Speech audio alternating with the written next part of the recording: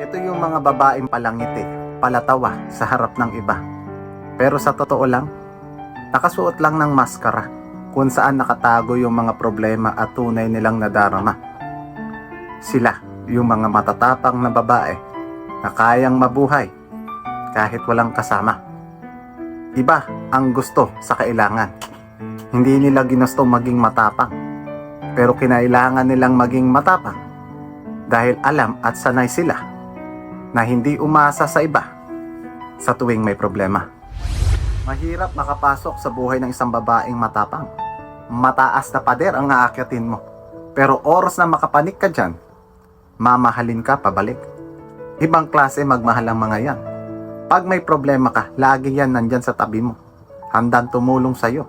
Pero pag sila may problema, wag mo nang asahan na tatanggap ng tulong yan. Hindi nga nila masabi kung ano yung problema nila. Pero wag mong mamasamain. Intindihin mo na lang na sila hindi yan nagising ng isang araw na naging matapang. Hinubog ng panahon yan. Nahasa at pinagtibay ng mga pagsubok ng buhay. Mag-isa. Kaya kayang-kaya kang iwanan yan kung kinakailangan. Kaya ang payo ko, simple. Kung ikaw iibig sa isang babaeng matapang, good luck sa iyo.